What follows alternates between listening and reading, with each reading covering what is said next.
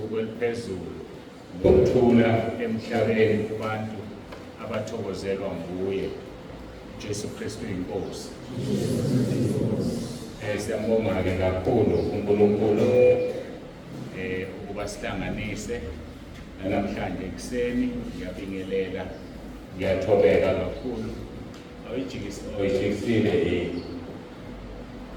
inkinga yakho lapho. Inenkinga-ke le-sound. Ngithobeke-ke ngibingelele, ngiyathemba ukuthi bangcwele nonke nilale kahle.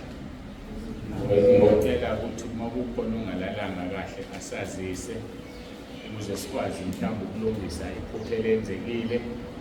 Uma ekhona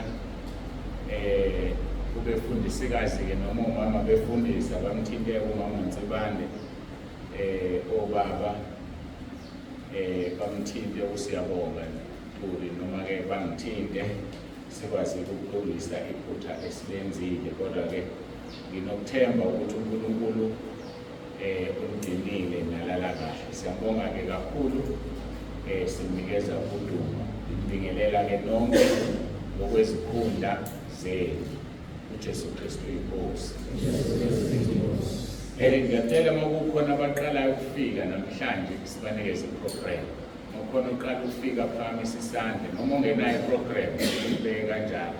Mhlawumbe ukhona ufika izolo iprogram akanayo. Ungenayo iprogram ngaphakamisa isandla, ungasehlisi khona bezokubona. Phakamisa isandla ungasehlisi khona bezokubona. Awu sengibona noNgwane lapha. Siyabonga umfundisi uNgwane Pastor. Insizwe sinazo lezi zevangeli endaweni. Ngiyabonga kakhulu, ngiyajabula uma ukhona. Ngizoze ngithi oyedwa wabo kanti angiboni khona nomunye. Kodwa-ke ngiyabonga. Bazalwane-ke sikhuluma la ngeCebo likaNkulunkulu. Siyazi ukuthi-ke masibuka iprogram ngo-10:30 kufanele siqede isession yokuqala seku-25 past. Kusho ukuthi-ke akusukumekanga-ke ngokora past ebesihleli ukuthi kube yiwona, ngoba siyafisa ukuthi isikhathi sisigcine ukuze kungabi bikho okwenzakalayo. Siyambonga-ke kakhulu uNkulunkulu. Ngiyacela ukuthi-ke ngingakayezweni ubaba umfundisi uNdongolo asidlulele ngomkhuleko, bese-ke ninikeza imayikhi lapha kakhona. Abantwana-ke abakasazi abamisa isandla umfundisi uNdongolo owakekho ngizwa osethrofeni. Yabona ukuthi umuntu ucebeka kalula kanjani. Nikwena umama uNdongolo akhuleke umfundisi asikhulekele Nkosi yami. So ngixolisela-ke kuye, sengimcebile ngaqondile. Phakamise ngizwe khona uyongena kulezi zinto ezilamanga. Babethu ongcwele, Nkosi yethu ethembekile ekuseni, siyakhuleka egameni likaJesu waseNazaretha ophilayo. Siletha udumo kuwe Nkosi yethu ophilayo. Sisho njalo umuntu wethu ukuthi singabantwana bakho. Baba size kuwe ngokunecebo nemicabango emihle ngomuntu yokumphumelelisa. Wasenzela izulu wabona ukuthi akubuhle ube wedwa kulo. uNkulunkulu wethu wasilanda ngendawo yesibili ngoJesu Kristu waseNazaretha ubuyiselwe ekhaya. Baba sihleli nakule ndawo ekuseni uNkulunkulu wethu ongcwele sithamele wena ngomgcotsho wakho. Yehla uyakhuluma kwecebo lakho kwentando yakho osibuthele kulona izizwe ngezizwe. Usibuthele lapho ukuba sidobe silalele wena wedwa. Khuluma ngeNkosi yethu, qala kanye nathi ekuseni ngoba inhliziyo yethu iyathoba ilangazela wena. Inhliziyo yethu ibheka phezulu, usizo lwethu luvela khona. Thatha ilungu lakho ekuseni ngoJesu ophilayo Nkosi yethu, uJesu Kristu inkosi. Amen.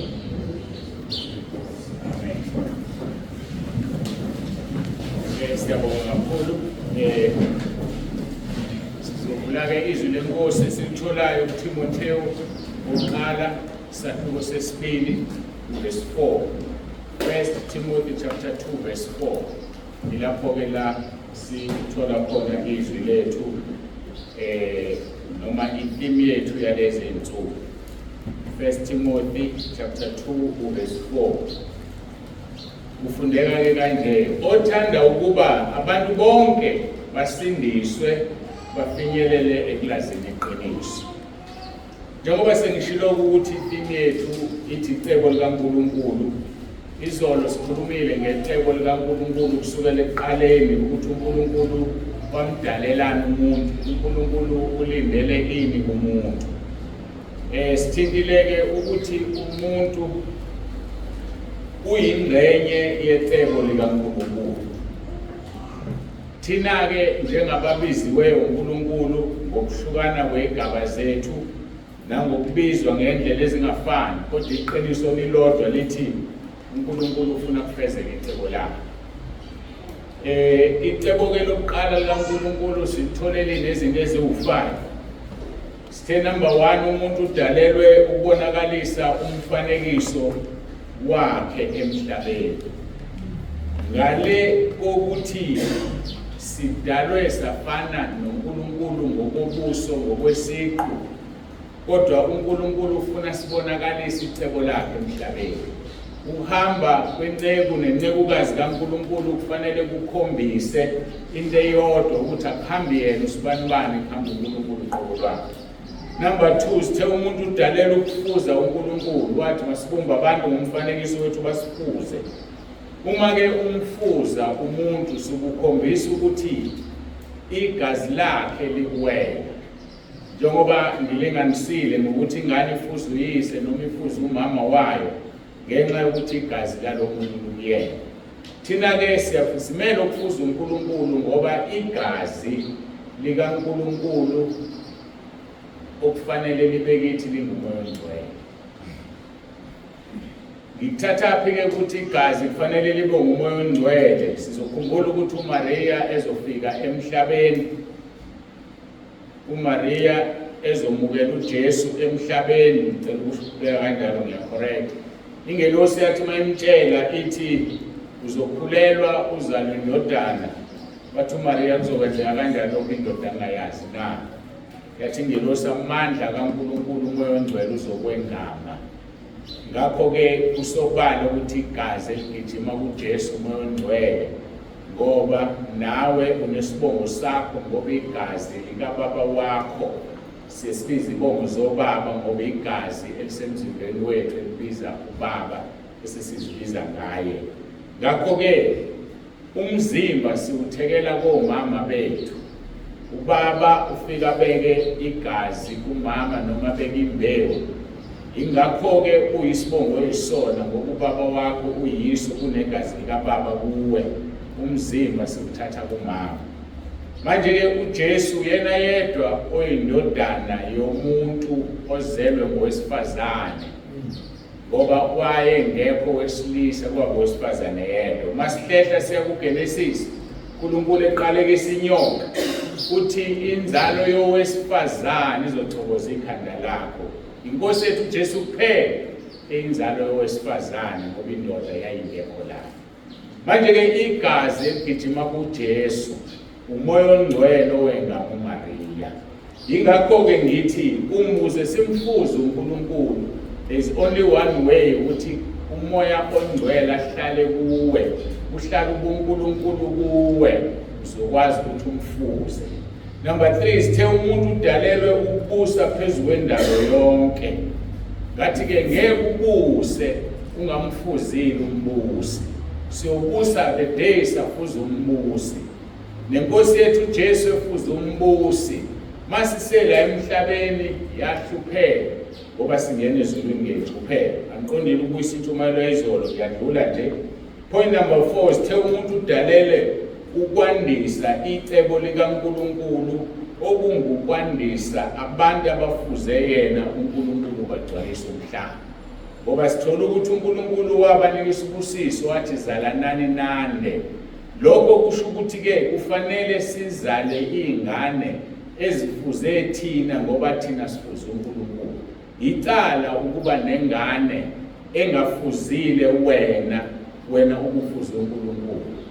Kodwa mayifuze wena ububi ngoba nawe umubi, inkinga ke leyo kusho ukuthi wangafanelanga uyilethe leyo ngane ngoba icebo likaNkulunkulu ukwandisa abantu abafuza uNkulunkulu ngoba thina esibazalayo sifuza uNkulunkulu.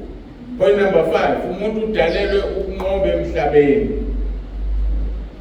Kwabeka kahle ngesilungu but to fill the earth and subdue it and have dominion over every living thing that moves on the earth.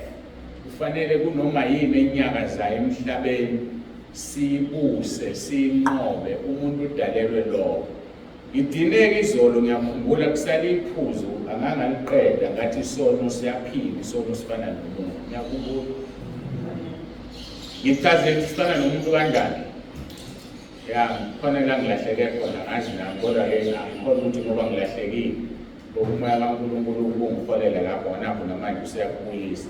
Isono siyaphila. Okokuqala yikho into ekhona emhlabeni efile. uNkulunkulu akayidali into efile noma ngabe yini thina kuphela esidala into efile. Isihlalo lesi esilezi izona zifile aziphefumuli. Kodwa yonke into edalwe uNkulunkulu kungaba yitshe liyaphila. Ngikhumbula uJoshua ethi ngibeka nanti itshe loba ufakazi ngoba itshe liyaphila. Mawufunda kumahubo kuthiwa ihlahla mase kubuya inkosi uJesu ziyoshaya ihlombe. Akwazi usibona isandla esihlahleni ihlombe ngokwabantu lishaywa ngezandla. Kodwa lapho kuthiwa ihlahla ziyoshaya ihlombe ngoba isihlahla siyaphila. Ngakho ke kuthiwa kasibuse phezulu yonke into ephilayo. Isono ke ngithi siyaphila ngoba ngesikhathi uNkulunkulu exosha uAdam uthola ngesikhathi uNkulunkulu ekhuluma noKhayini ethi Khayini unyukumaleleni na wayesemtshela wathi isono sihleze eminyango ukunqanela kwaso kukuwe. Iyahlala yini lefile isaka lempuphu isaka lombili ethiwe libe liyabekwa alihlali into ehlalayo umuntu. Sikho ngithi isono siyaphila. Uthi uNkulunkulu isono sihleze eminyango ukunqanela kwaso kukuwe. Ayikwazi ukunqanela into efile. So isono siyaphila siwumuntu noma ngeke ngithi umuntu ofana nathi but isono is something that is living. Yingakho uma ulwa nesono ubiza igama likaJesu sibaleka ngoba siyezwa sinezindlebe siyaphila.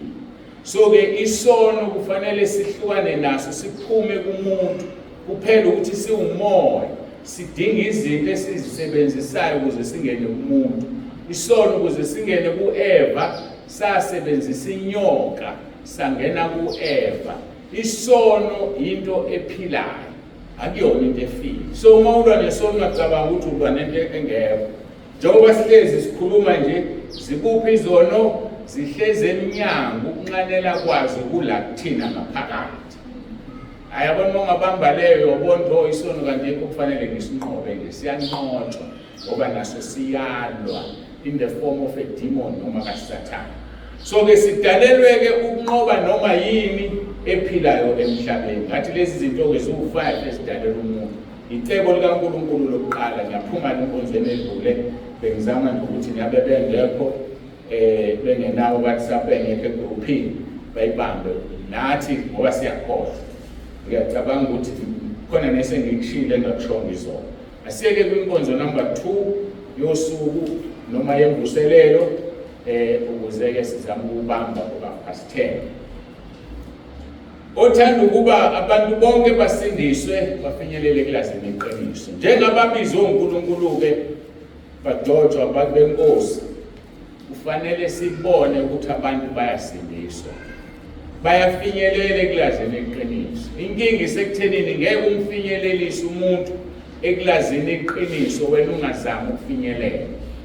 Hayi futhi kufanele siyicacise iqiniso ngeke sifinyelele masisekulomhlaba.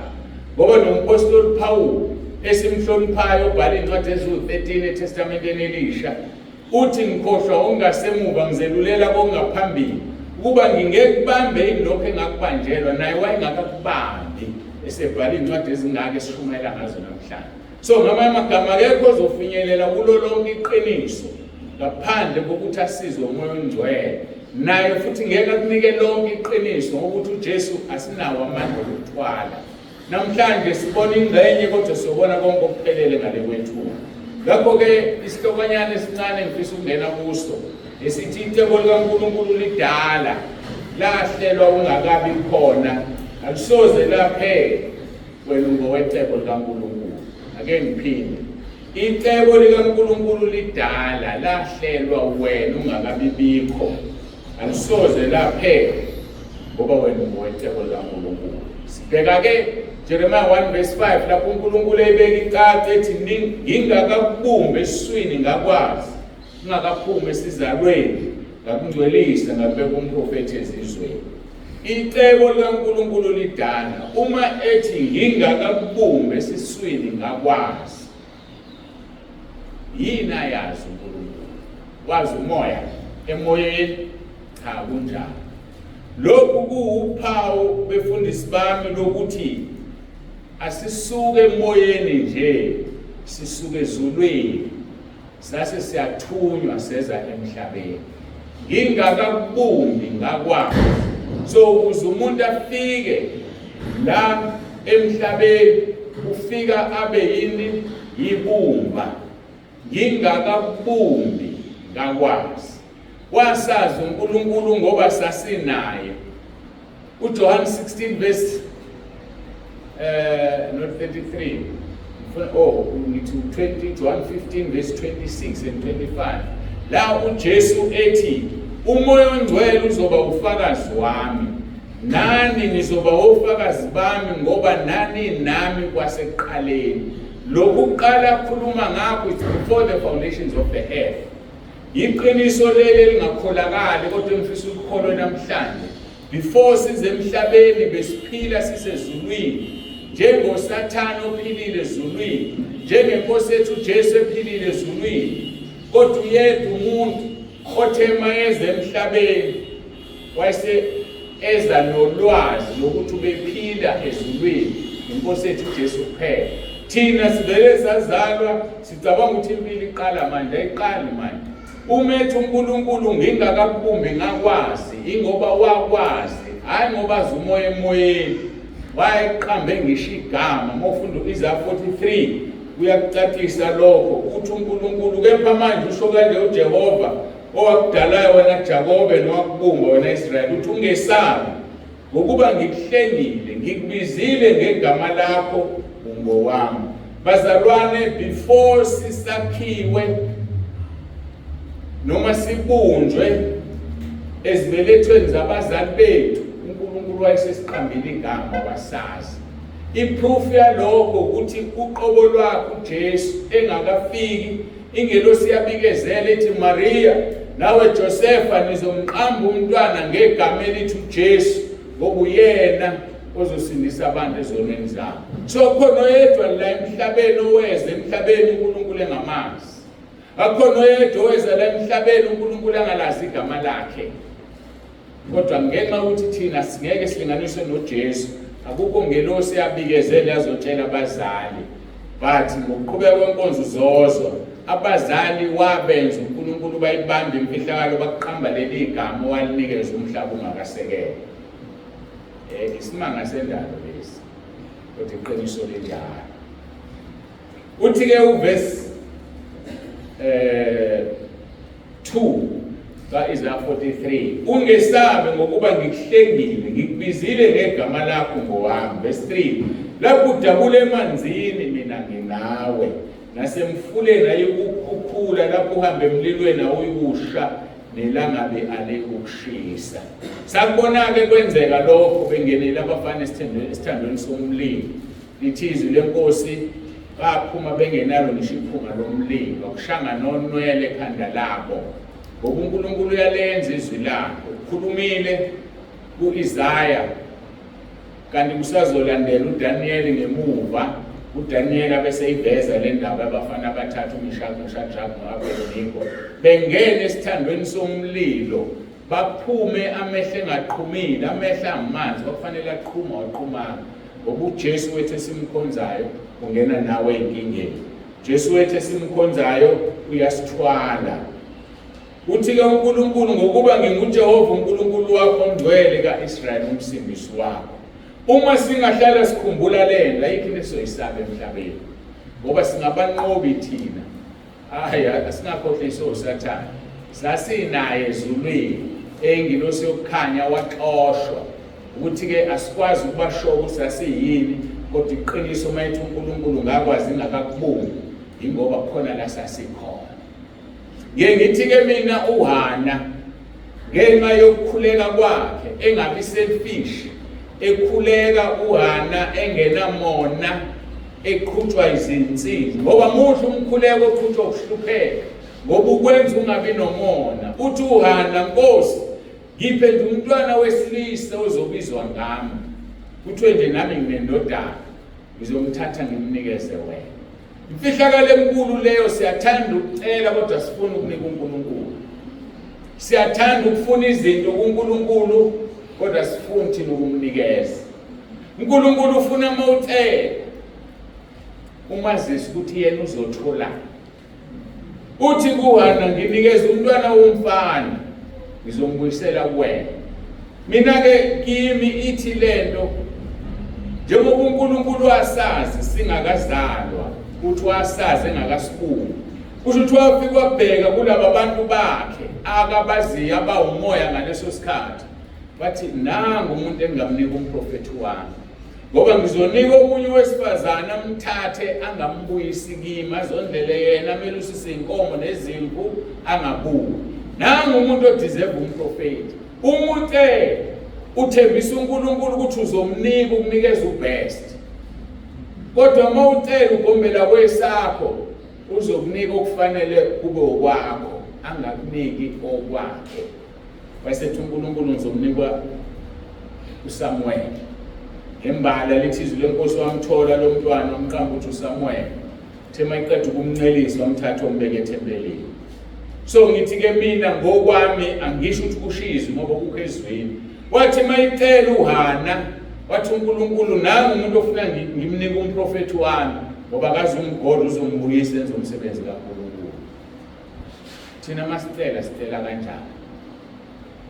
Uyacela unikeze uNkulunkulu utho. Ngikufundile nami ekwakheni lendlu ngakhuluma kwababekhona ngomhla ka10. Ngikufunda ngingazi ngoba uNkulunkulu kakwenza izinto ungazi ukuthi wenzani. Ngaxoxa ngathi ngesikhathi ngiyeke emsebenzini bangidayisela ama-shares ngo-24,000 bathi azolunga after 10 years. Bangidayisela ngo-2010 ngiyeke ngo-2009. Ngo-2020 athe mayivuthwa ngo-24,000 ngathola u-624,000. Washo futhi uNkulunkulu kimi wathi uyikhulise ngamabomu le mali. Kodwa banginika only 400,000. Basawugodleleke namanje 224 nginama-shares. Ngawuthatha lo 400,000 ngakha lesi sakhi engisibonayo. Ngingazi nami ukuthi ngenzani. Kusho ukuthi uNkulunkulu esebenza emfihlakalweni baselakhi ibandla. Ngawo 2020 kwakhiwa lendlu la ilento eliyiyona nekhaya lezwi. Namhlanje uNkulunkulu wenza imangaliso ebuyisa le mali kodwa engayibuyiseli ukuthi ngifake ephaketheni ukuthi mangenza umsebenzi wami. Ngakho ngiyangithiphisa njengebefundisi bami, khipha, nikela, nika uNkulunkulu okwakhe. Abesethi uJesu mawuthembekile kokuncane ngizokunika okukhulu. Mawuhlula ukuthembeka kokuncane uzokunika kanjani uNkulunkulu? Mawuhlula ukumnikeza konke okwakho.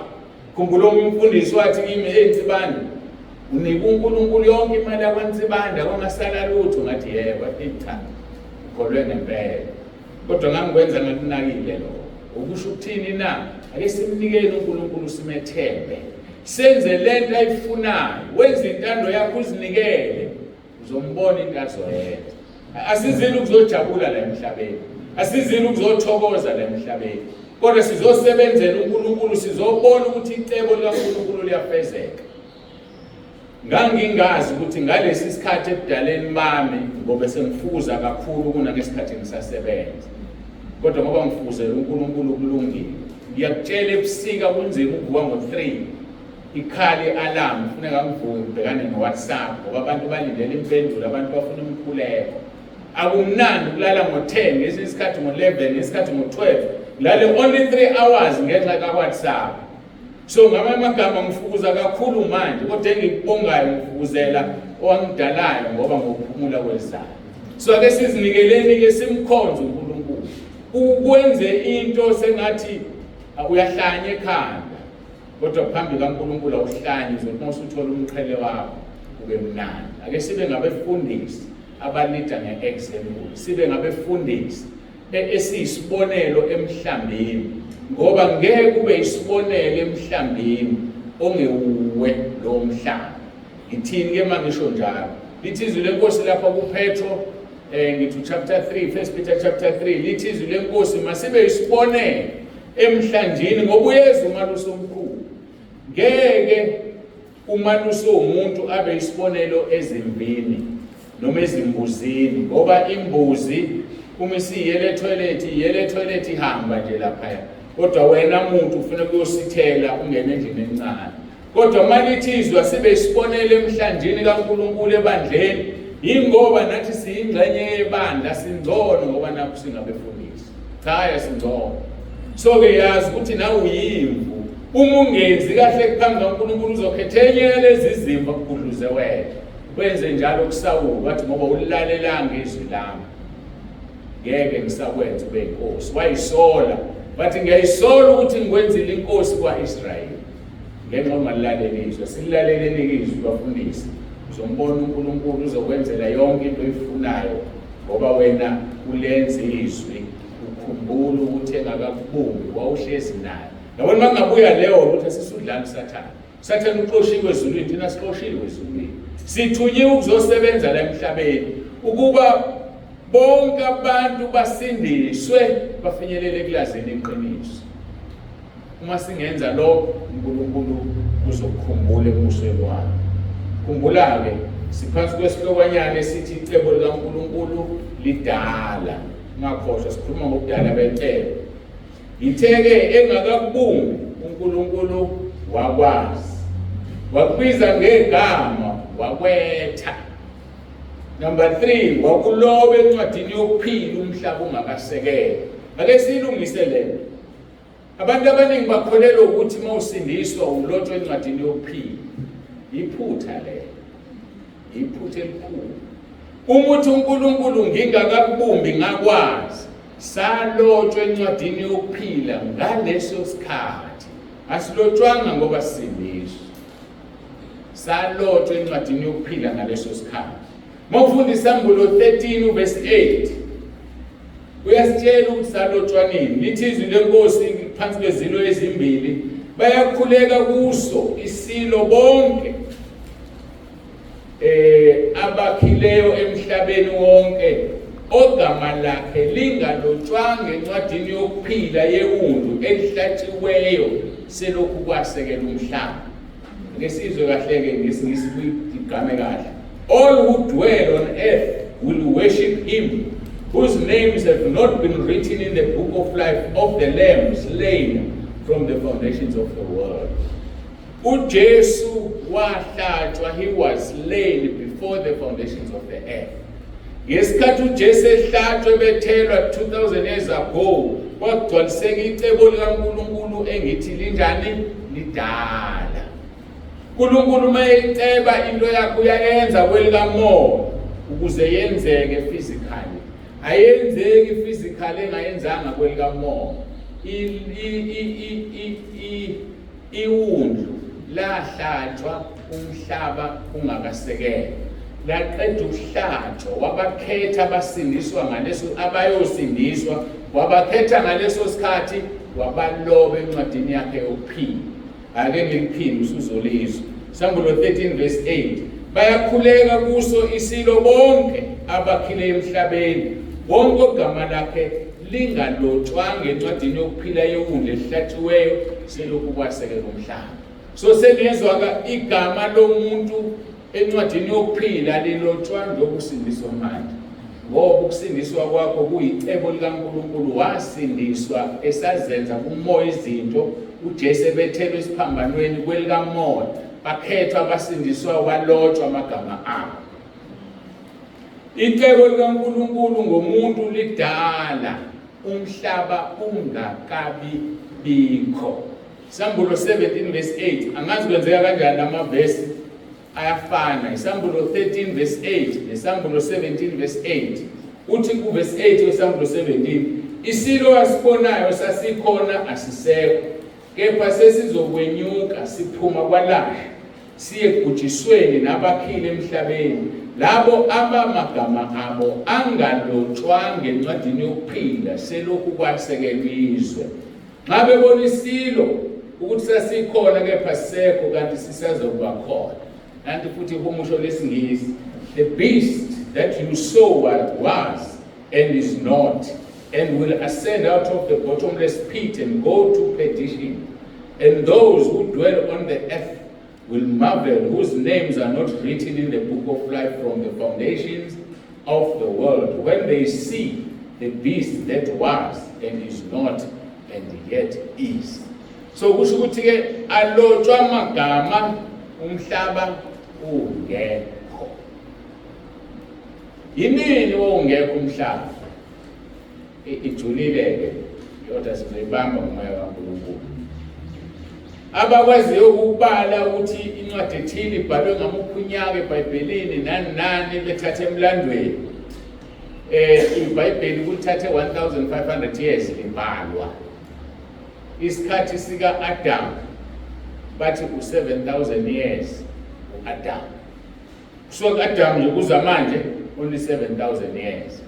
Bese kuthi ke laba ke esithi bamhlopho ndlebe ikhanyilanga, mabe uhlola umhlaba kunezinto zabe zibatshelayo, bathatha into balibheke kuthiwa umhlaba unama millions eminyaka wabakhona. And most ulifundisisa iBhayibheli ulikhanyisela umoya kaNkulunkulu, ngicela ukuthi ngangeni lapho nganizodideka kakhulu. Abantu abaqalanga ukuphila ngesikhathi sika Adam. Abantu babekhona before Adam.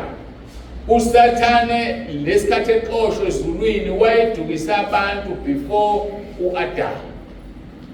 Ingakho bajeziswa umhlaba mawusuqala kuGenesis 1 verse 2 no 3 sesitshela ukuthi umhlaba wawuhutwa kugcwele amanzi phezukwawo ngoba kwakukade kuphanishwa igeneration eyayikhona before Adam. Inkonzo ithi ijulile ngifuna ukungena kuleyo. uNkulunkulu wesipha ngelinye ilanga singene kuyona. Ngichaza ke ukuthi makuthiwa umhlaba ungakasekelwa amagama ethu abhalwa kusho ukuthi it's more than million years igama lakho labhalwa engakwazi ukubaleka yazo uNkulunkulu yedwa, ngoba kusuka kaAdam kuza manje 7000 years kuphela.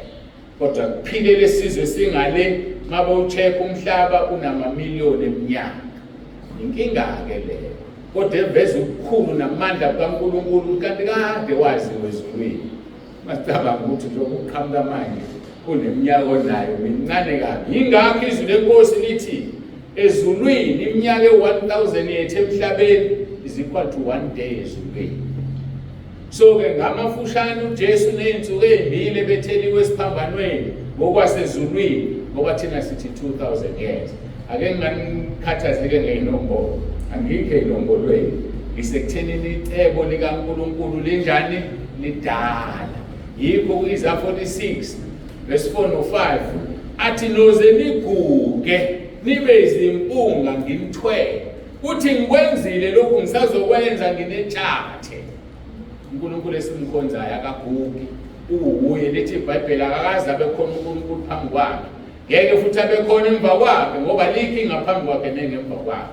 So ake simkhonzeni lo uNkulunkulu siyeke sijabulise uSathane. Abazalwana ake siyeke ukukhonza uSathane into ayizolo le. Siye ukukhonza umuntu oneminyaka engabaleki elithi izwi lenkosi unjani akaphenyeke uNkulunkulu akekho kwazi ukuphenya. Khumbula ke sithi icebo likaNkulunkulu lidala. Ake sibuye ke sibukisise ubudala base Roma chapter 8 qala ku verse 28 uya ku 30 lithi siyazi ukuthi Kwabamthandayo uNkulunkulu konke kusebenzelana kube ngokuhle kulabo ababiziweyo ngecebo lakhe. Bonke abamthandayo uNkulunkulu konke kusebenzelana kube ngokuhle kulabo ababiziweyo ngecebo lakhe. Ngithandeke njalo ukuchecka iNew King James Version esiNgisini ngoba iyona version okuthiwa ihumishwe ithatha kwisiGreek. IsiGreek ulimi olwalukhulunywa ngaleso sikhathi kanye nesiHebheru. So iBhayibheli lesiGreek ilona elihumushe ngqo into ekhulunywa amaHebheru yakhulunywa uJesu. Then ke ngesiNgisi iNew King James Version ithathe kwisiHebheru noma ithathe kwisiGreek, isiGreek esithathe kwisiHebheru. Lozi zethu nje mawufuna ukulizwa kahle izwi donsa isiNgisi New King James Version noma iKing James Version bathi new ngoba isikhuluma isiNgisi sanamhlanje. Le yaqala iKing James Version ikhuluma ngo thou no thous la magama ajulile okwakuthiwa yini mase kukhulunywa Shakespeare kodwa kanye igama engilifunayo ngikhohliwe ukuthiwa isiNgisi esinjalo. Kodwa ke uma ufuna ukulizwa kahle ivesi uNkulunkulu ekusizile wayesikoleni iba New King James Version ithi ke, and we know that all things work together for good to those who love God, to those who are the called according to his purpose. Konke kusebenzelana kube ngokuhle, kusebenzelana ndawonye kube ngokuhle kulabo abamthandayo uNkulunkulu nalabo ababizwe ngokwecebo likaNkulunkulu. Konke kusebenzelana kube ngokuhle. Sizofika ke lapho sengicacisa kakhulu lelizwi kusho ukuthini ukuthi konke kusebenzelana ngokuhle.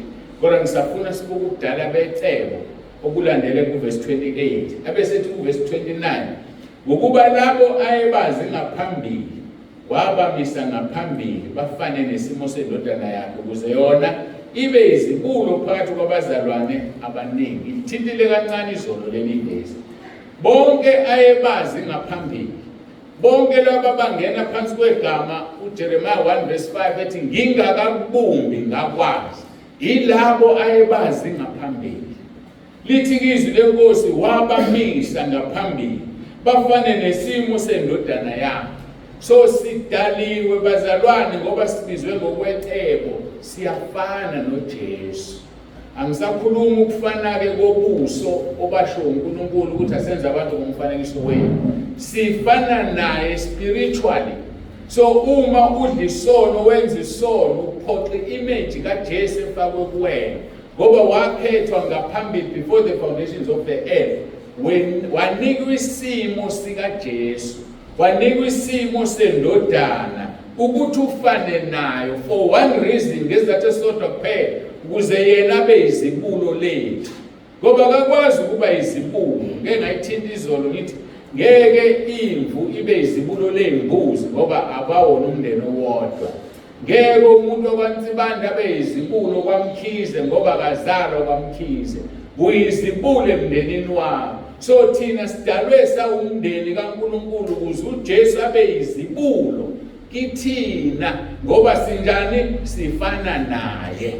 Manje uma ungasafani naye ungumntwana kaNkulunkulu ophile esonweni usenkingeni. Ngithatha uverse 29 abesethi uverse 30 labo abamisile ngaphambili ubabizile futhi. Uqede ukusimisa kanye noJesu wasibizela emsebenzini wakhe kuba kuzogcwaliseka icebo lakhe ngoba uyena yedwa uthanda ukuba bonke abantu basindiswe bafinyelele kulazeni iqiniso. Ukhethiwe, ukhethelwe ukuthi icebo likaNkulunkulu lifezeke. Ukhethelwe ukuthi bonke abantu basindiswe ngawe ukuze bafinyelele kulazeni iqiniso.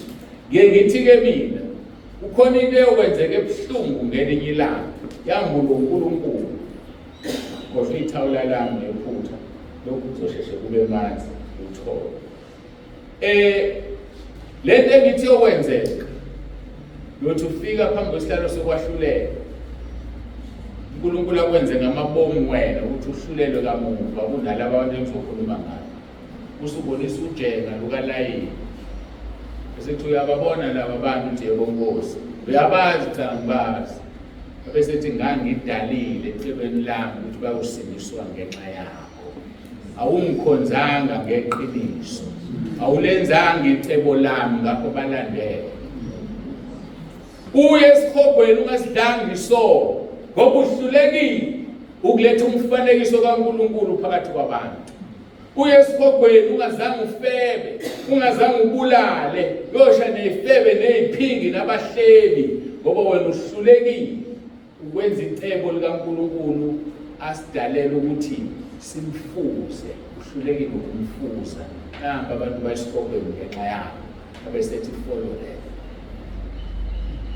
Kwamula uNkulunkulu ke lokho kuzokwenzeka kunjengehlayo namhlanje noma kunjengenganekwane namhlanje. Wonke umuntu ola emhlabeni noma ngabe akazukume epulpit ngempilo yakho veza uJesu, ngempilo yakho abantu abasindiswe, ngempilo yakho abantu abamkhetha uJesu. Wadina nini umuntu ekubuza ethi awu ukholwa uthi umuntu ushongana athi ngibona indlela oyiyona ukufana nabanye abantu. Ngiyalithanda ibandla lawo, ngiyayithanda inkolo yawo. Abanye mhlamba bakaze bakuze. Uma ungakaze ubuzwe leyo nto senkingeni. Ngoba kusho ukuthi awukho umahluko phakathi kwakho nomuntu ongakholwa. Kufanele kube nomahluko phakathi kwakho nomuntu ongakholwa. Kufanele abantu ngenkambo yakho basindiswe ngoba ulethelwe ukuzofeza icebo ukuthi abantu bonke basindiswe bafinyelele ekulazeni iqiniso ngenxa yakho. Ngoba ubizile, usho njalo ngestate. Laba abamise ngaphambili ubabizile futhi. Laba ababizile ubalungisisile futhi. Nanso-ke indaba ukuthi ababizile ubenzeni, ubalungisisile, ungcwelisiwe. Sifunde izolo nganicaphunela 1 Corinthians chapter 7 verse 14 othi indoda engakholwa ingcwelisiwe ngumfazi okholwayo, nomfazi ongakholwa ungcwelisiwe ngendoda ekholwayo, nezingane zabazali abakholwayo zingcwelisiwe.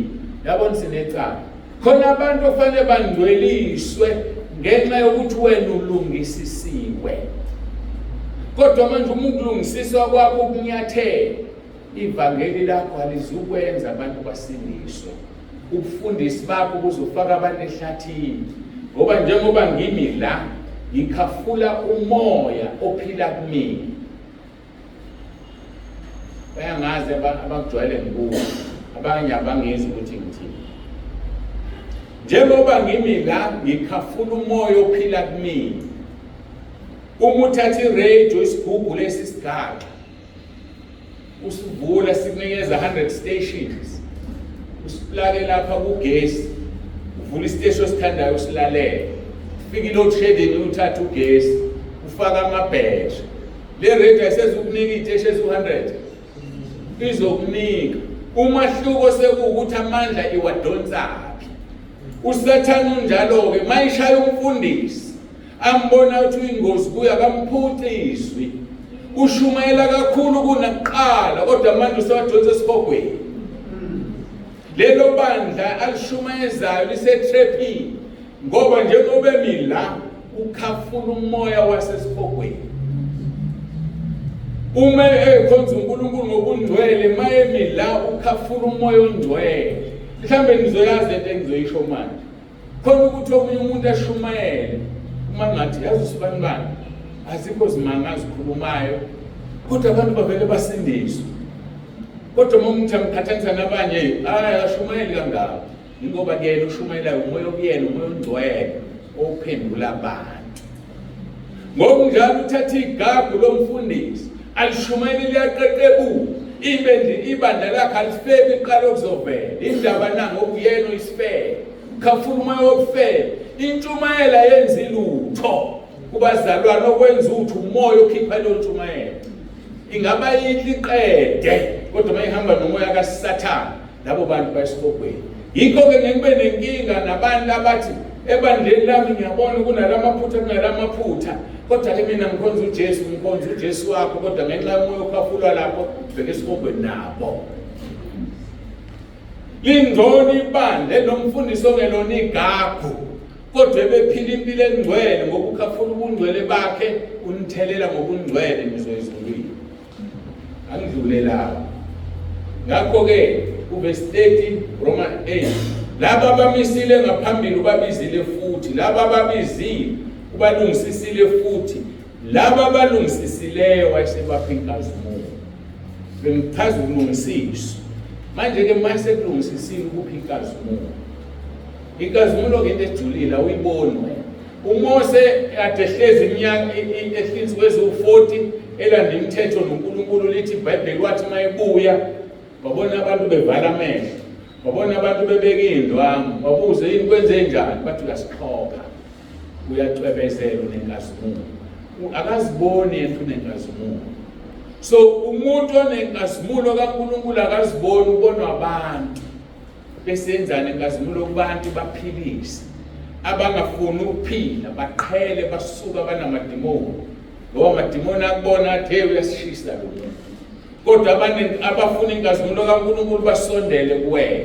ngokunikwa inkazimulo usizokuzwa kahle kuveseli laba abamise ngaphambili ubabizile laba ababizile wabalungisisa wabangcwelisa abalungisisileyo baphene inkazimulo ngisanda ukuqala ukwenza umsebenzi kaNkulunkulu ngangimangala namanje kusenzeka kodwa sangisamangala uma ngithi ngihamba la e14 eBodwo mbona umlungu angibingelele omunyazathi nanhlolo yambo labelungu ngenweni umlungu lo nobandlululo angazi ngimazi angaze ngimbona kangazi angibingelela zaphamisisana ingqake lento elinye laNkulunkulu yambo lithaya babingelela wena babingelela mina enguwe abakuboni wena babona lenkazimulo so uNkulunkulu ababizile ubalungisisile waqedwa wabanika inkazimulo uthi kowami umbuzo nayo inkazimulo njengecebo kaNkulunkulu na mawunenkazimulo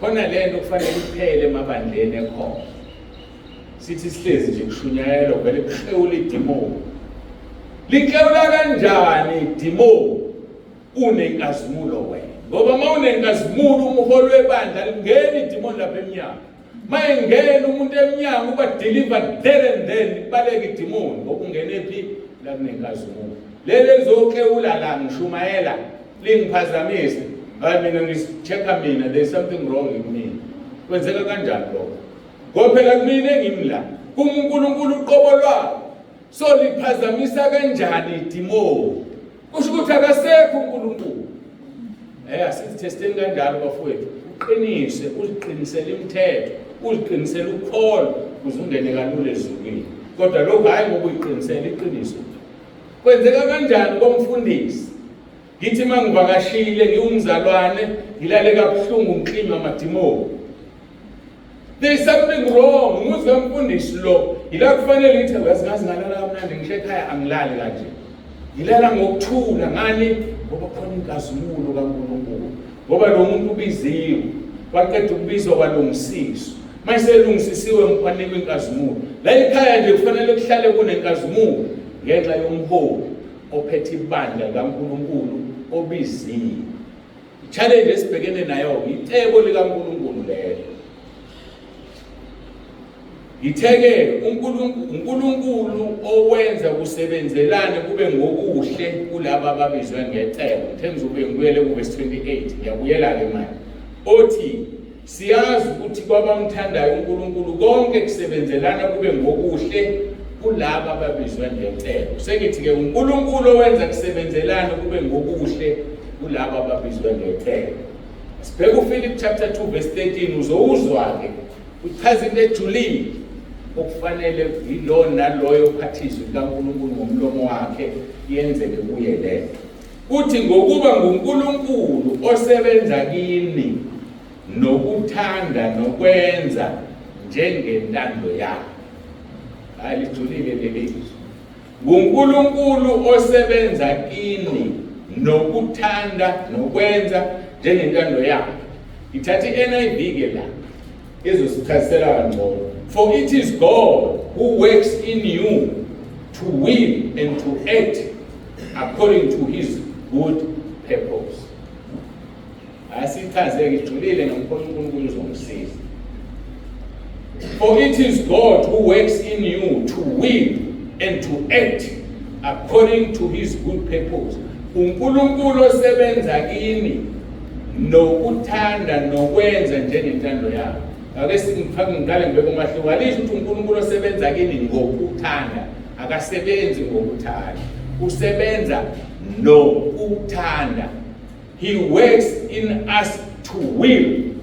So kusho ukuthi uNkulunkulu mayisengene kuwe ukwenza uthande. He makes you to will and to act. Izinto ozifunayo azifunwa wezifuna uNkulunkulu okwenza. Izinto ozenzayo azenziwe uwenzenziwe uNkulunkulu kuwe. Ngethemba ngiyezwa kana.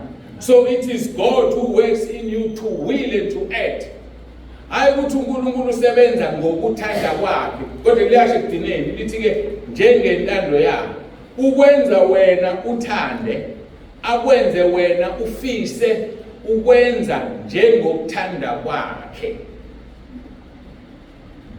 Bese uphindela ku verse 28 wabaseRoma, siyazi ukuthi kwabamthandayo uNkulunkulu konke kusebenzelana kube ngokuhle kulabo ababizwe. So manje uthola ukuthi ngenze example, uphumela uthe edrobheni kwenzelwe car accident ilimala imoto. Kwabamthandayo uNkulunkulu the same problem will work out for the good purpose of God. Izokwenza ukuthi esikhundleni sokuthi uthi Nkosi buye kwenzeke kanjani, uzothi Nkosi intando yakho mayenzeke. Yini ufuna yenzeke ngale ngozi? Awusalimalile. Bafika abantu bakudabukele basho konke ukuthi hayi uNkulunkulu uthanda ethi imali imoto yakho. Usazongenza futhi ngenze lento ayifunayo because he is the one who makes me to will and to act according to his good purpose. uNkulunkulu yedwa uyayenza lento ngendlela yakhe. Bazongifakazela abantu ukwenza into unganakile ukuthi siyenzekile aqonda ukuthi hayi yenzeke kanjani le angikwazi kwenza le kusho ukuthi akumina uNkulunkulu ongenzisele yileyo nto. uNkulunkulu kwenza ufise into ongayazi ngoba yenziwe wena yenziwe uyena. Uyenze into ongayazi ngoba yenziwe uwenziwe uyena, ngoba konke kwabamthandayo kusebenzelana kube ngokuhle. Sesiya understand ke lelithi. So kusibiza ukuthi ke sihlale kuNkulunkulu singabefundisi so that uNkulunkulu ezokwenza intebo lakhe akhululeke ngawe, akudingi wena wazi. Uthi lapha kuGenesis chapter 12, Abraham phuma ezweni lakini, phuma ezihlotsheni zakho, phuma endlini kayihlo, uye ezweni engizokubonisa lo. Akabuza uAbraham kukuphi lapha, ngoba you don't have to ask God. Mayikhuluma uNkulunkulu yenza, ngoba yena uyazi ukuthi wenzani. uNkulunkulu umqhelenisa nezihlobo zakhe, uNkulunkulu umqhelelanisa nabantu abajwayele, umqhelelanisa nendlu kayise nomhlaba ujwayele. Ngokufunana uNkulunkulu ufuna ukusebenza. Kodwa thina sithini? Mfundisi ngicela ungithandazise, nginenkinga labazalwane bangivukela. Hayibo, umhlezi kuNkulunkulu uzokwazi ukuthi uNkulunkulu who acts kimi and to will ngokwentando. Ngoba njengoba ngivukela nje abazalwane, khona-ke into uNkulunkulu afuna ukuyenza. Uyahlunga ukhipha laba abangiphelezelayo ukuthi kezulwini. Ufuna baphi? Ufuna laba engizohamba nabo. Miyeke uNkulunkulu asebenze, bayeke bakufulathele, ngoba vele ezulwini uzokuzwa wethu kumnandi esikhopweni uzokuzwa wethu kubuhlungu. So bayeke bakuvukele, wena mawukhonza uNkulunkulu ngeqiniso you won't mind, ngoba uNkulunkulu osebenza kuwe ukuthanda nokwenza njengokwentando yakhe. Ayikho into ophinde kulimaze emhlabeni. Anoma enjani ngisho kuthiwa kushona ingane yakho, zingashona zibe zonke same time. Okwenzeka kuJobe, uthini uJobe? Uthi ngafika ngize ngohamba ngize because it was God who acts in him to will and to act according to his good purpose. So ke masingafana noJobe, ayikho into yokulimaza. Yovukela abafundisi abangaphansi kwakhe abareporta kuwena. Hayi ungabi nankinga. Umfuza vale sengihamba mfundisi. Hawu siyahamba. Hayi makuyintando kaNkulunkulu hamba kahle xawula mfundisi uNkulunkulu akusiza. Aphumelana ibuza. Hawu kanti mhlezi umuntu akasangifuna, akasangincenga nje nakancane. Ufuna ukuncenga. Kanti sisebenzela abantu, usebenzela mina. Akasebenzeli mina nginasazi ukuncenga umuntu. Makuyintando kaNkulunkulu akahambe. Sekuhlupha yena ngaphandle. Hayi ngahlala nomuntu uthi uyakuthanda. Sayazi ngikuthanda noma usuhambile. Ngiyakuthanda kodwa ngikwazi ukuvimba makuyithebula kaNkulunkulu. Yilento singafuni ukuyi-understand. Ukuthi sifana nokuzalwa komuntu, sithini isikhathi. Sifana nokuzalwa komuntu. Ake singilandise into eniyaziyo. Inhlanhla ngicela zikhingana. uNkulunkulu ubeka ingane endodeni. Lize lisho iBhayibheli lithi busisiwe indoda emgodla wayithelwa abantwana. Ngesikhathi esifaneleyo esazo uNkulunkulu ubaba eyithatha ingane ayibeke kuphi? Umama. Mayisika umama kufanele ihlale 9 months ngokukaNkulunkulu bese iyaphuma. Nansi inkinga esibhekana nayo. Fika ingane ihlale 3 months ifuna ukuphuma. Angikhulumi abortion yenziwa abazali. Sizithithekele nje sisuthiwa miscarriage. Yenze njani ingane ifuna ukuphuma isikhathi singakafiki bisiyafa. Nomzalwane befundisa akunika umzalwane uNkulunkulu athi umkhulise. Usathi umkhulisa ngemsathane kuye. Sekusho bazalwane, hayi wena usungiphathe lapha ibani. Usukhulile wena. Aphume. Athi qekelele lapha athi angaphuma vela apha. Kwenzekele miscarriage. Bese ngakafiki isikhathi.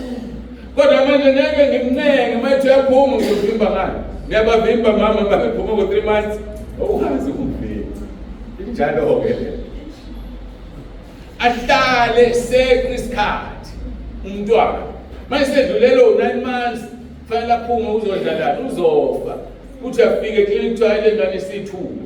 Sekufanele sikenjuse noma kufanele sikuhlinze iphupho ngoba kwazi ukuhlala kuwe into efile. So manje wena njengomfundisi ohola ibandla mayifika inceke ithi yaphuma ukwazi ukunqabela ngoba wazi ukuthi isikhathi esifanele noma sifanele iyeke ihambe izofa mabe singakafika isikhathi ngoba uzomgcina lo muntu kanti 9 months wakho uphelile bandleni.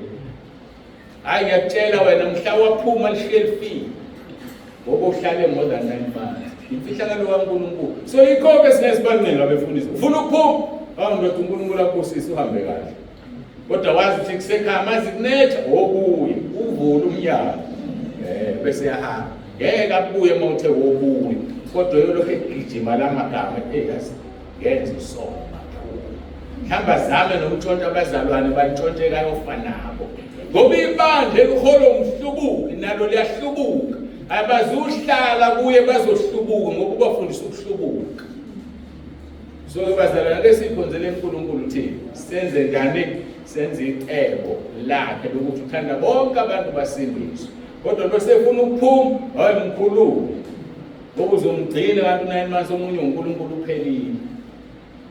Kanti omunye ufuna ukuphuma nje uyofa ukakapheli 9 months akakafundi izinto ofanele ayifunde umuntu omdala webandla. Ma uphethweke nawu la umfundisi yazi ukuthi uNkulunkulu nesikhathi sakhe azokhipha ngaso. Usuphuma abanye bagijima baye emacollege athi ngoba senediploma unedegree usefuna ukuphuma ebandleni ayovulela idegree ayikaze ivule bandla. Diploma ivule ibandla livulwa uNkulunkulu ngoba ibandla uJesu walifela esiphambanweni. Uyovulela lakho njani lizofa. Ngoba likaJesu alifi futhi mekhuluma noPetro uthi phezu kwaleli dwala ngizolakha ibandla lami. Amasange hayidesi ngeke alenze lutho. Hayi kaJesu ngeke lenziwe lutho. Afa ngapha nangapha nje ngoba wani awabantu.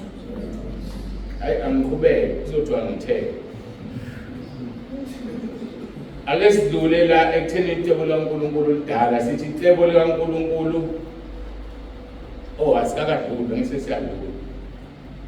Lithi ke sakhetha umhlaba ungakasekeli. Icebo likaNkulunkulu sakhetha umhlaba ungakasekeli. Yaqala ke lento yakho. Elani ngitholele ithishu kwabazalwane.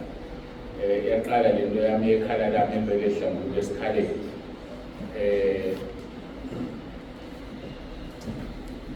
Alright, bese ke sithi icebo likaNkulunkulu lidala sakhetha umhlaba ungakasekeli. Usumisile ba? Ngelungisele. Ngiyabonga kakhulu ke bazalwane ningibekezelele imvelo ke nayo inento zayo kufanele umuntu ayilungise sikhuluma ke la Ngecebo likaNkulunkulu ukuthi sakhethwa umhlaba ungakasekelwa. Sakhethwa umhlaba ngisaqhubha isihloko esithi icebo likaNkulunkulu lidala. Mawubheka kwabaseFesu kuqala uverse 3 noverse 4. Uthi makabonge uNkulunkulu uyise weNkosi yethu uJesu Kristu osibusisile ezulwini kuKristu ngesibusiso sonke sokomoya. Isibusiso somuntu sokomoya sikuJesu. Makabonge uNkulunkulu uyise weNkosi yethu uJesu Kristu osibusisile ezulwini kuKristu ngesibusiso sonke sokomoya. Verse 4. Njengalokho asikhethela kuye ngothando ngaphambi kokusekelwa kwezwe ukuba sibe ngcwele singabe nakusolwa phambi kwakhe. Yabona maningi lamavesi athi sakhethwa kungakasekela umhlaba sithiwa amagama maningi lamagama athi before the foundations of the earth. Kodwa mhlawumbe becashile kuthini. So izinto uNkulunkulu zenze umhlaba ungekho. Uwenzile ngama amagama ukuthi umhlaba udalela umuntu asidalelwanga umhlaba udalela umuntu. Ngakho yikho kufanele siwubuse siwunqobe. Njengalokho asikhethela kuye ngothando ngaphambi kokusekelwa kwezwe ukuba sibe ngcwele singabe nakusolwa phambi kwakhe. Ekusikhetheni kwakhe lingakasekeli izwe akayekanga ukukhetha uJudas Iscariot amkhethela ukunikela uJesu. Lingakasekeli izwe akayekanga ukungabakhethi afuna babe oba izinkuni zesikhokho esikhokweni. Hayi ngoba ukukholwa kusikhona kwabantu bonke. Hayi akusikhona uma ufunda kwaseThesalonika besibili chapter 3 verse 2 lithi ukukholwa kukhona kwabantu bonke. Mhlawumbe uzelwe ekhaya umndeni wakhe ukholwa nje ngoba vele ukhethwe wedwa wonke lo mndeni uyizinkuni zesikhokho. Kodwa ngoba sazi uNkulunkulu usifihlela ukuthi singabakhulekeli asibakhulekele ngoba uSathane uzobasebenzisa ukususa nokuguluza wena okhethiwe ufane nabo abangakhethiwe udini isikhokweni kanti kungasidalelwanga isikhokho. Ngiyakholwa ukuthi wonke umuntu ola udalelwe izulu. Ungabe wedwa kini ophendukile kodwa hlala kuJesu ungasuki ngoba usezobuya landa ibandla lakhe. Njengalokho asikhethela kuye ngothando ngaphambi kokusekelwa kwezwe kuba sibe ngcwele singabe nakusolwa phambi kwakhe.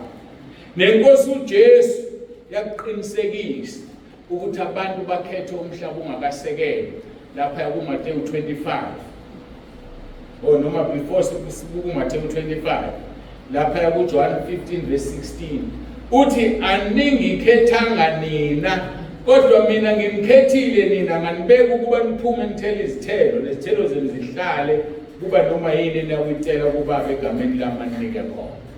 Ngemphatheke kabi ngizwe umzalwane umfundisi noma isiphi isigaba ekukholweni ekhuleka engaphendulwa.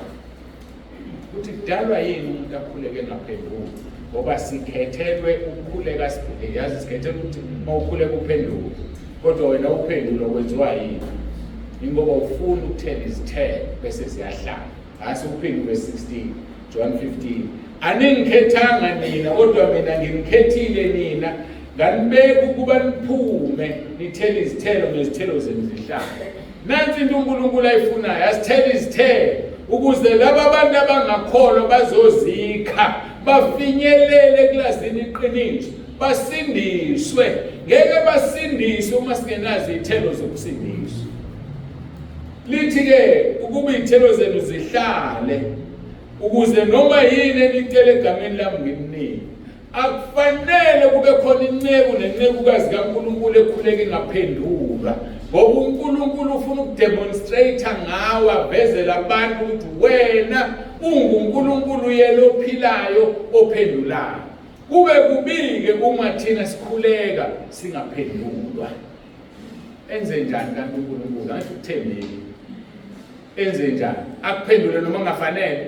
Cha, uZakhariya verse 1 and 2 uthi izono ziwudonga. Akusikho isandla sakhe sifinyezile nendlebe yakhe ayinzima ukuzwa. Kodwa ububi bethu asikhuluzeni ububi bazalwana, asikhuluzeni ububi bafundisi. Sivuma izono sihlukane nazo ukuze masikhulekela umhlamba uNkulunkulu asibeke wona wenze njani aphendule babusiseka abazalwane bazithola izinto abazifuna abazalwane bese siyadlula lapho siba empowerishe njengoba senze ekhaya lezwi ukuthi umzalwane nomzalwane akwazi ukuyiyela kuNkulunkulu ngoba uNkulunkulu akusiyena owabafundisi uNkulunkulu bazalwane akusiyena owethu asisugweba noNkulunkulu uNkulunkulu asibanika abantu bayikhulekele bayiyele kuNkulunkulu awucabanga ukuthi ngingeke ngingahlanya mina uma abantu abawu-5,500 bonke bangafaka iy'celo zabo lakini ukuthi ngingakhuleka mina non-stop 24 hours ngabaqeda nalo 5,500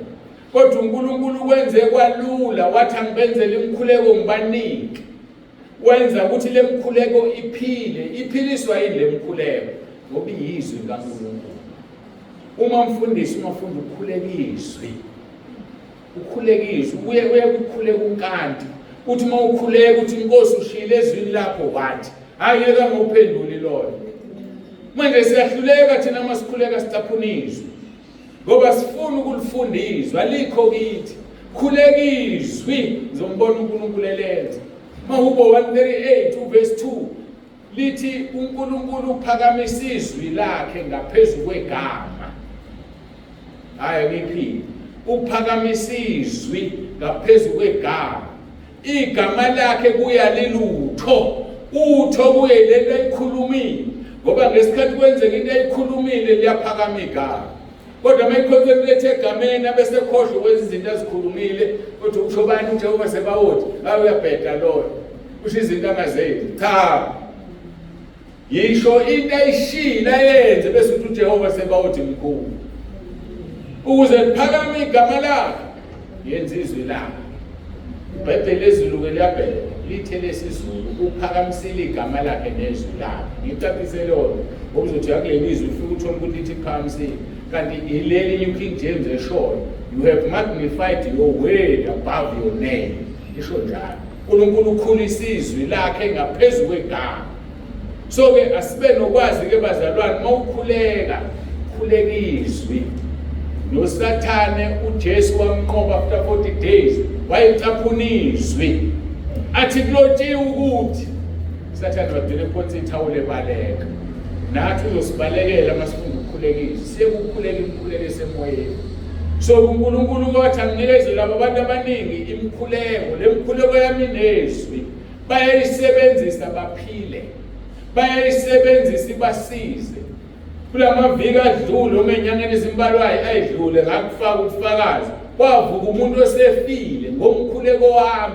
bayolalelisa isidumbu uRoma 10 verse 9 saqhwayeza savula amehlo saphila ngoba kumina ophilisa abantu izwi kaNkulunkulu liyaphila linamandla libukhali kunenkembe esikadlakuthi zombili hlaba lahlukanisa umkanta namalunga hlukanisa umoya nomphefumulo yini sibalekelizwe uthi uJesu John 7:38 okholwa njengokusho kwezwi eswini sakhe kogobhoza imfula yamanzi aphilayo so thina senzeni ukugobhoza kwemfula yamanzi aphilayo ukuthi ube nomkhuleko unika umuntu oyizwi awusebenzisa umphilisa udlulisele kumakhelwane baphile yikho ukugobhoza kwemfula yamanzi aphilayo ngoba wonke umuntu uyakha kulomfula enze njani aphuze kodwa siqaphele into eyodwa singaphakama ngoba kwenziwa yithini kwenziwa nosigibele uEfesu 2 verse 10 uthi ngokuba singumsebenzi wakhe kuKristu sidalela imisebenzi emihle ayilungisela ngaphambili uNkulunkulu kuba sihambe kuyo sidalela imisebenzi emihle uNkulunkulu ayilungisa ngaphambili ukuba sihambe kuyo ngenxa yokuthi icebo lakhe eqaleni esikhulume ngalo izolo laphazamiseka nguSathane ensimini yase-Edeni wabuyisana nathi ngokufa kwendodana yakhe ngicabanga ukuthi-ke angiyibambe la mase siqala inkonzo elandelayo ngizoqala la ngigcine khona ngoba ngicabanga ukuthi konke lokho okusele la kusemqoka 10:30 ubhala ukuthi siyabreaka silule inyama 25 to 11 manje 5 minutes late lokho okwenza ukuthi-ke mamthule sizoqhuba inkonzo yethu isiwu-service number 3 vele zilalelwa kanjalo service number 1 number 2 number 3 kanjalo so ngikholwa ukuthi-ke lokho kusele sizokushutheka kuleya elandelayo siqale ngakho siqhubele uJesu Kristu kuyinkosi. Xa sizokhuleka baba ungasho uvale ngicela ubaba Masibuku ukhona nikezeni imike phambi izandla-ke baba phambi bezosondeza imike ngoba abanye abakwazi kakhulu abadumisi usikhulekela-ke baba sibongele inkonzo sibreak sishawa umoya bese siyabuya-ke ngehora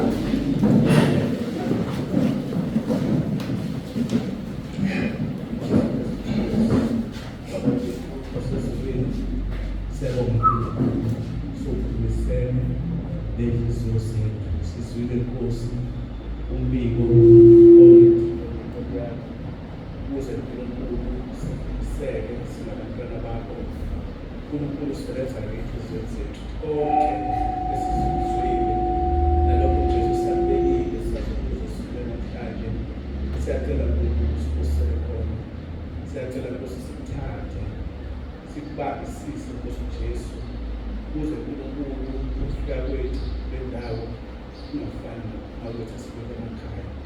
Sibuyele uNkulunkulu sifile, sibuyele uNkulunkulu sisude, sazi uNkulunkulu ubekile Nkosi umhlambi wakho uba Nkosi abantwana bakho bazokhumala bawubuze. Siyabonga Nkosi senzele khona, siyabonga ngesibundelo. Khuluma Nkosi ey'nhliziyweni zethu, khuluma Nkosi kithi singaphikisani Nkosi ngezwi lakho, kepha sithi Nkosi Jesu ukhuluma wena uqobo lwakho kithi. Sisizeke uNkulunkulu sigamandla namanje Nkosi sathatha Nkosi break, cela Nkosi ube nathi siqinise sigamandla sibuye uNkulunkulu sinamfutho ongaphezulu. Siyabonga Nkosi Jesu mntwana wakho sesisizile, siyabonga Nkosi ngcebo yakho, sicela ukuthi usize qhubeke njalo uba uNkulunkulu ukusize usisile kabaneke. Siyabonga Nkosi konke lokhu nangokufanele sicela ngomusa nangothando Nkosi